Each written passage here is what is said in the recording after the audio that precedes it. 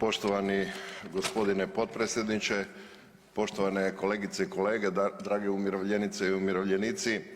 Dakle, moje radno i političko iskustvo vrijedi samo meni i da ne bi vrijedilo samo meni spreman sam vam ga besplatno dati, a radi se o mom iskustvu vezano uz teze o političkom djelovanju umirovljenika. Moram reći koje su najčešće teze, najčešća mišljenja među umirovljenicima i reći svoje mišljenje. Prvo je mišljenje umirovljenici moraju biti politički faktor, a koliko ih ima kad bi svi skupa složno glasali mogli bi imati 1/3 zastupnika u Hrvatskom saboru. To matematički može biti ispravno, međutim treba znati da ima 15 kategorija umirovljenika i 3 potkategorije, da ima stari umirovljenici do '99. pa novi, pa i najnoviji dvostupni umirovljenici, da ima 13 ili 14 političkih stranaka, da ima na stotine udruga umirovljenika, dakle svako selo ima svoju, veće selo ima svoju udrugu, pa vi meni recite koji je to čarobnjak koji će to staviti sve zajedno, ko će artikulirati zajednički interes i ko će podvući zajednički nazivnik. Lijepo je to željeti, ali gotovo pa nemoguća misija. Sljedeća teza je umirovljenici moraju uvijek biti uz vlast. Ljudi moji, tu privilegiju u Hrvatskom saboru, govorimo o ovoj vlasti, imaju samo nacionalne manjine i SDSS. Dakle, oni imaju zagarantirane mandate. Umirovljenici se za svoje mandate u Hrvatskom saboru u zakonodavnom tijelu moraju boriti na općim izborima i moraju dobiti ili samostalno ili u koaliciji svoje mandate da bi politički djelovali ovdje u Hrvatskom saboru.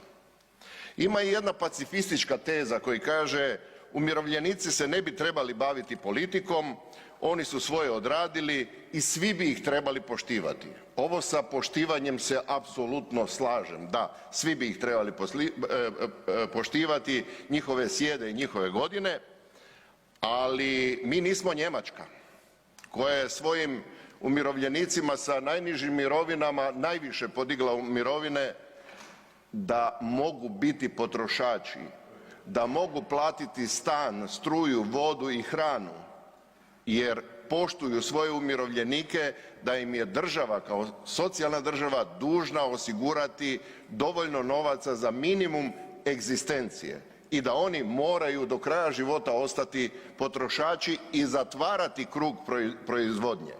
Nije tu čak ni previše ljubavi nego racionalnosti jedne države da ne stvara siromaštvo.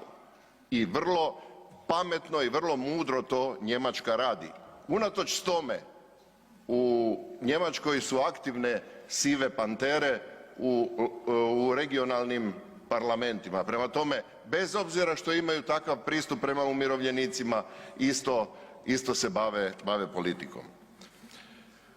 Ima teza koja govori da umirovljenici trebaju biti aktivni u udrugama, a država i jedinice lokalne samouprave trebaju financijski pomagati aktivnosti udruga, zabava, ples, kultura, putovanja, zdravstveni pregledi, razne edukacije. Da, slažem se s time da to trebaju raditi jedinice lokalne samouprave, ali nažalost u zadnje vrijeme sve se pretvorilo u božićnice, uskrsnice, jednokratne novčane pomoći prije izbora. Dakle, to je postalo u funkciji plaćam te, plaćam tvoj glas, dajem ti novac da glasaš za mene.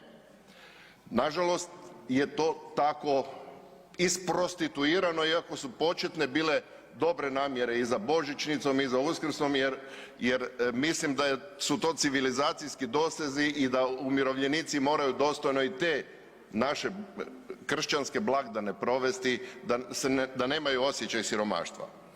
I još jedna teza, umirovljenicima se moraju Ustavom zagarantirati njihova prava.